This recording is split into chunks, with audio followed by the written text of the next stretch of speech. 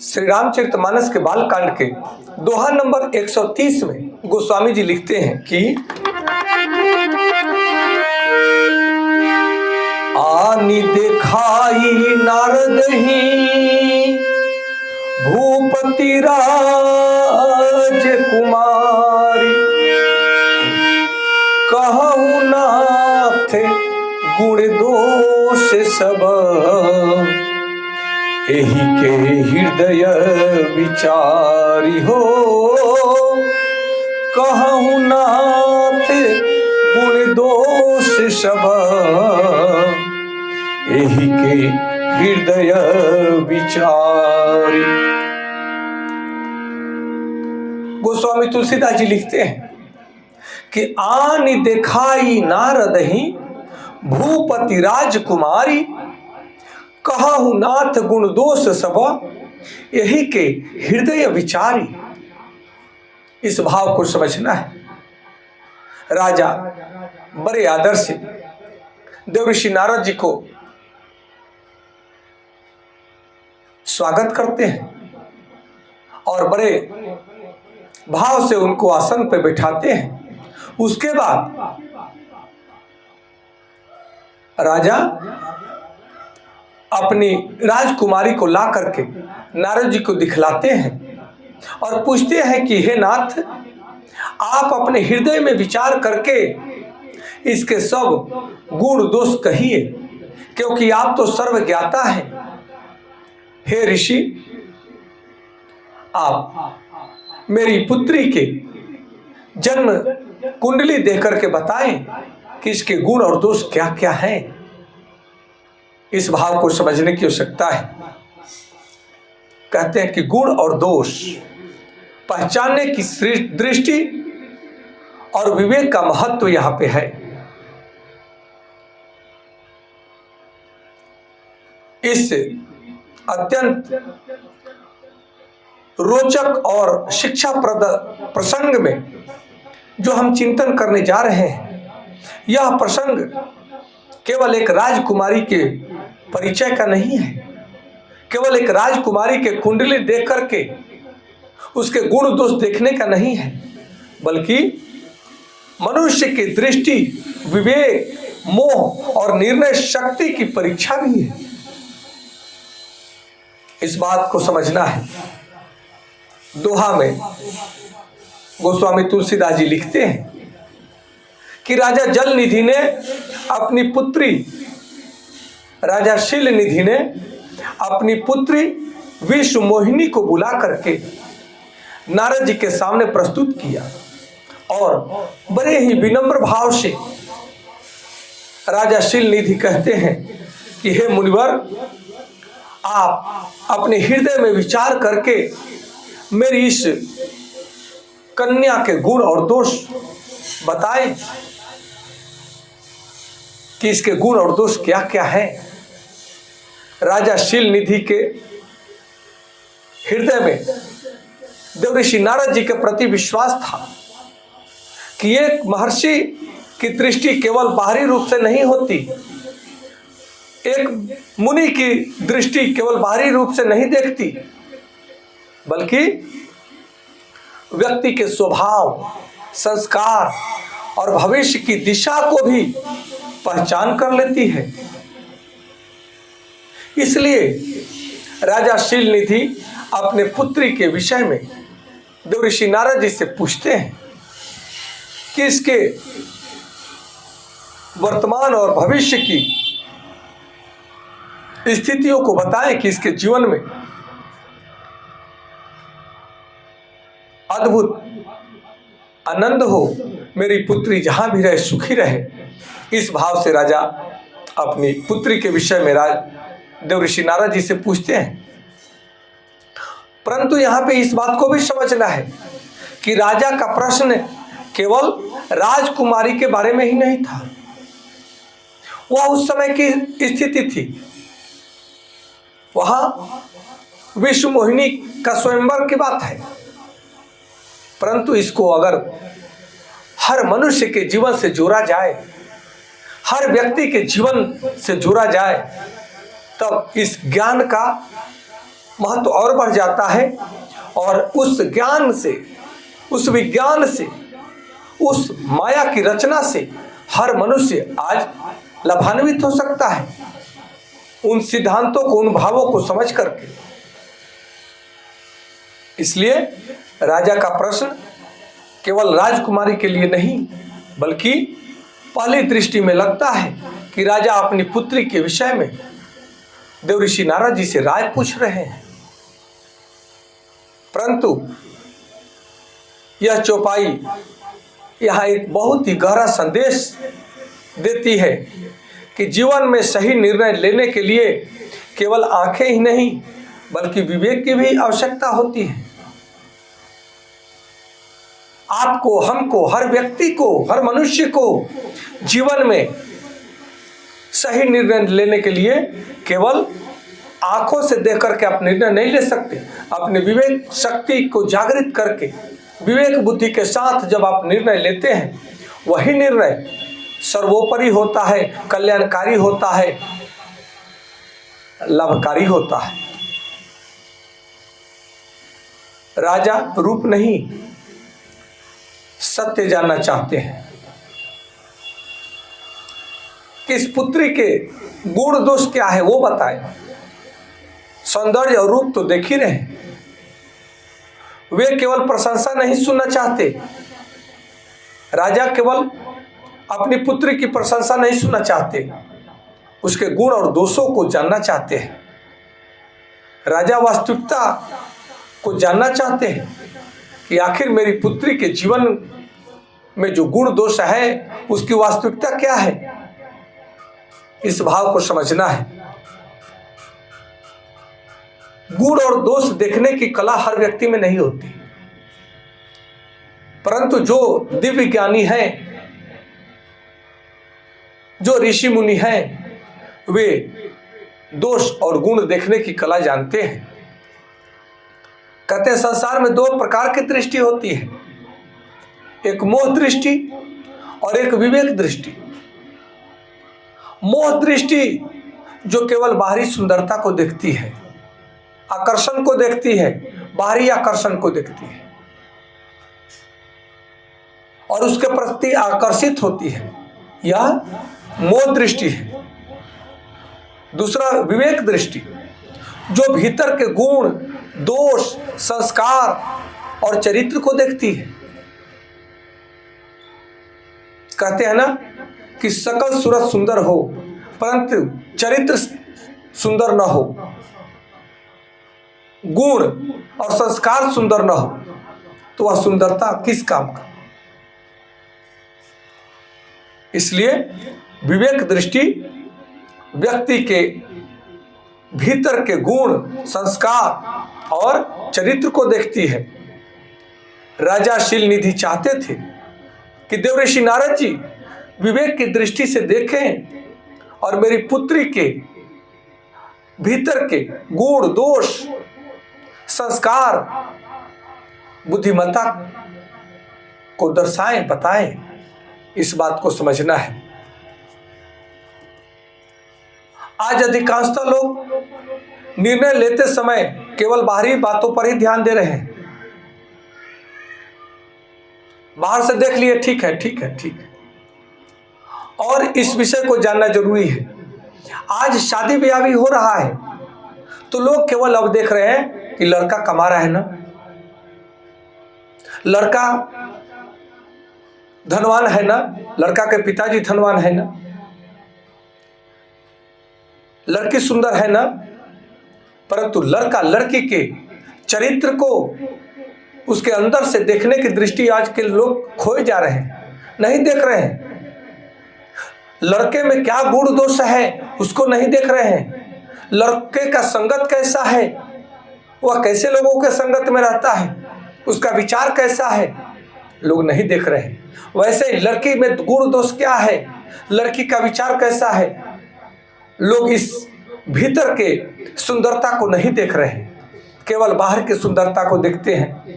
बड़ा सुंदर है, बड़ा स्मार्ट है।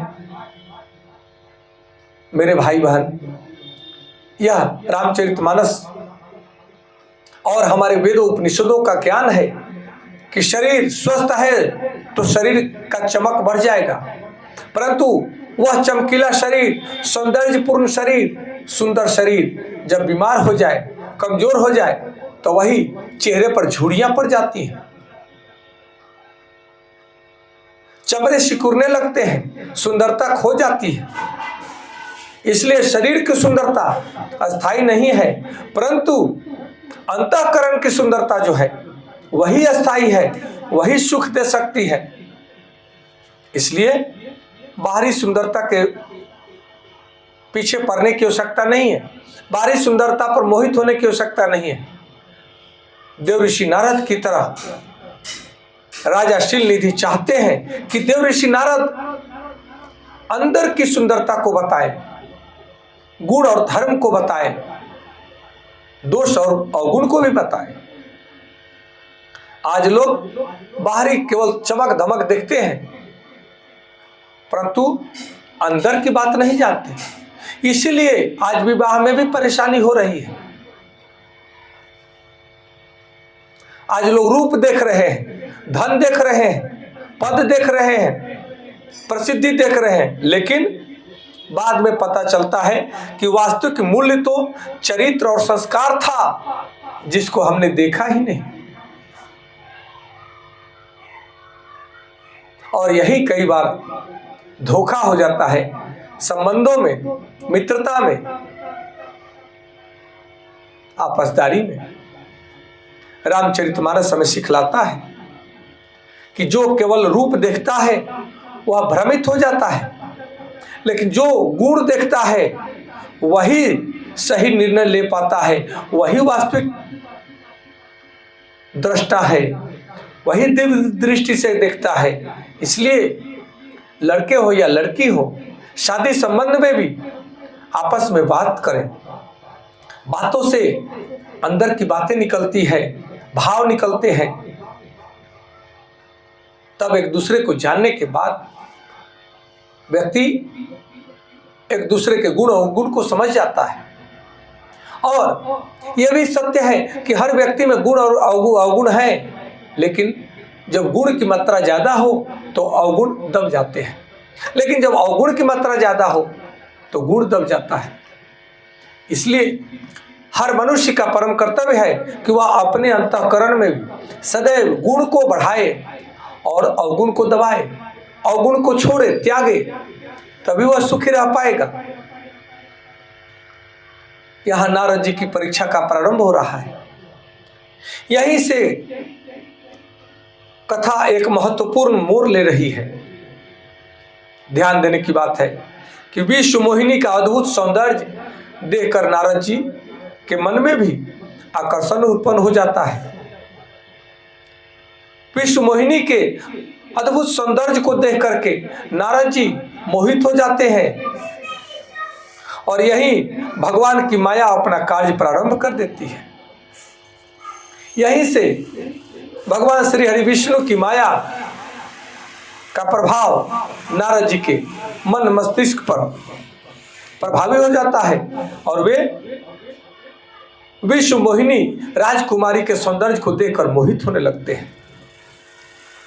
यह हमें सिखाता है कि ज्ञानवान व्यक्ति भी यदि सावधान न रहे तो वह मोह में पड़ जाता है। ज्ञानवान व्यक्ति भी यदि वह जागरूक न रहे तो वह भ्रमित हो जाता है और माया के जाल में फंस जाता है। इसलिए भगवान कहते हैं कि हरदम जागरूक रहो, अपने मन की भावनाओं को हरदम देखो, जागरूक अवस्था में देखो कि मन में क्या चल रहा है। आज जब व्यक्ति किसी वस्तु या अवसर का मूल्यांकन करता है तो क्या हम उसके गुण दोष पर विचार करते हैं? क्या केवल बाहरी चमक के प्रति हम आकर्षित हो जाते हैं?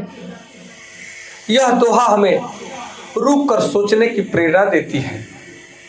यह दोहा हमें समझाता है कि यदि हम व्यक्ति के गुण और दोष पर विचार नहीं करेंगे, केवल बाहरी चमक धमक पर ही मोहित हो जाएंगे, तब हम सत्य को नहीं देख पाएंगे। केवल आकर्षण को देख करके हम ऊपरी आकर्षण से ही प्रभावित हो जाएंगे, परंतु उस व्यक्ति के अंतःकरण में क्या है, उसके अंदर गुण दोष क्या है, हम उसको नहीं देख पाएंगे। और आज अधिकांश लोग यही कर रहे हैं, बाहर से देख रहे हैं, सब कुछ ठीक है, बड़ा सुंदर है, बहुत स्वस्थ है, बहुत धनवान है, परंतु आप बड़े बड़े धनवान के घरों में भी देख रहे हैं कि बड़े क्रूर लोग हैं, बड़े कपटी लोग हैं, बड़े ईर्ष्यालु लोग हैं, बड़े अहंकारी लोग हैं, बड़े क्रोधी लोग हैं। ये सभी अवगुणों से भरे हुए धनवान व्यक्ति वह अपने जीवन में भी और किसी और के जीवन में भी सुख तो नहीं दे सकता, इस बात का गारंटी है, क्योंकि सुख धन से नहीं आचरण से मिलता है। प्रेम, श्रद्धा, उपकार, करुणा, क्षमा की भावना हो, वहां पे खुशी है, वहां आदर है, वहां सुख है, वहां आनंद है। इसलिए बाहरी आकर्षण के प्रति केवल प्रेरित होना ये अच्छी बात नहीं है, उसके गहराई को जानना जरूरत है। एक बहुत ही सुंदर प्रेरक विषय है कि एक व्यापारी दो चमकदार पत्थरों के बीच चयन कर रहा था। दोनों पत्थर चमक रहे थे और वह व्यापारी दोनों पत्थरों को देख रहा था। उसमें अपने मन में ही चुन रहा था कि एक पत्थर बाहर से चमकदार था लेकिन भीतर से खोखला था, दूसरा साधारण सा वो पत्थर दिख रहा था लेकिन भीतर से बहुमूल्य रत्न था। एक पत्थर जो देख रहा है वह बाहर से तो बहुत चमकदार, सुंदर, आकर्षक दिख रहा है लेकिन अंदर से वो खोखला है। दूसरा जो पत्थर वो देख रहा है वह बाहर से ज़्यादा सौंदर्य वाला नहीं है, साधारण दिखता है, परंतु उसके अंदर रत्न भरा हुआ है, बहुमूल्य रत्न भरा हुआ है।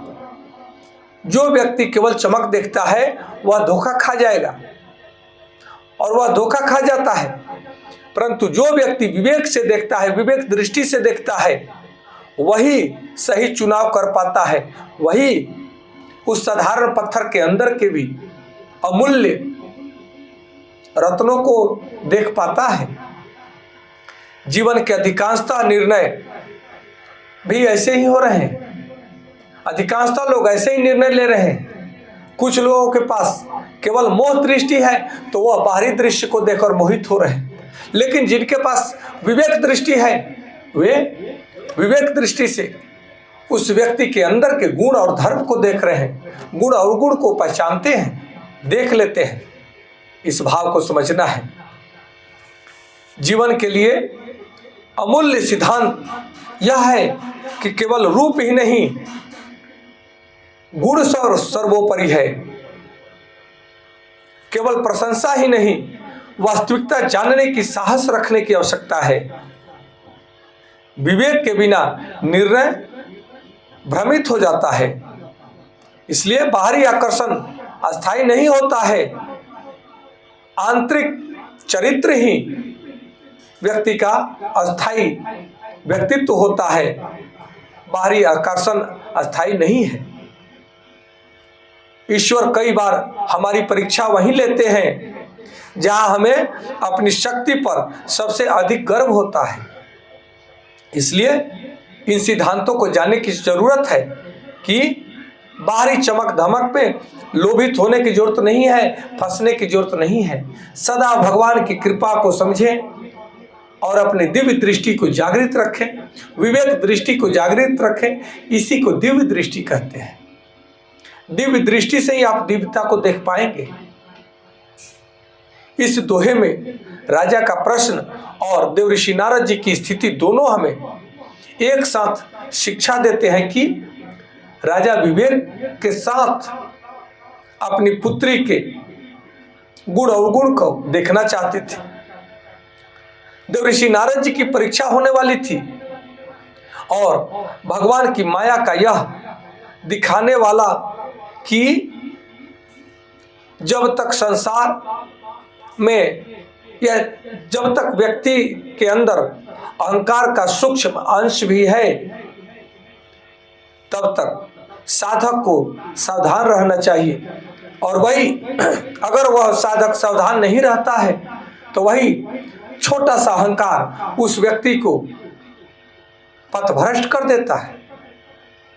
इसलिए हम सब का परम कर्तव्य है कि अपने अपने जीवन में विश्व मोहिनी के प्रति आकर्षित होने की जरूरत नहीं है, क्योंकि सबके जीवन में वह विश्व मोहिनी दिख रही है, आ रही है, कभी धन के रूप में, पद के रूप में, प्रसिद्धि के रूप में, किसी आकर्षक अवसर के रूप में। तब हमें स्वयं से पूछना चाहिए कि क्या मैं केवल इस बाहरी आकर्षण को देख रहा हूं, क्या इस विश्व मोहिनी के रूप को देख रहा हूं, या इसके गुण को भी देख रहा हूं, इसमें गुण है कि नहीं है। यह मेरा निर्णय विवेक दृष्टि से हो रहा है या मोह दृष्टि से हो रहा है, हमें इस पर विचार करने की जरूरत है। रूप आंखों को आकर्षित करती है, रूप को देख करके आंखें आकर्षित होती है, लेकिन गुण को देख करके हृदय आह्लादित होता है। गुण और विवेक से मनुष्य एक दूसरे के हृदय को जीत लेता है। विवेक वह दीपक है जो मोह के अंधकार को सही मार्ग दिखाता है। विवेक वह दीपक है जो मोह रूपी अज्ञान रूपी अंधकार को क्षण मात्र में मिटा देता है। इसलिए जो व्यक्ति गुण दोष का सही विचार कर लेता है वह जीवन के अनेक भ्रमों से, धोखा से बच जाता है। इस भाव को समझने की आवश्यकता है। आज इतना ही, कल पुनः दूसरे दोहा चौपाई के साथ मिलेंगे। तब तक आप सबको कोटि कोटि नमन। हर हर महादेव। जय माता पार्वती जी, जय श्री राम, जय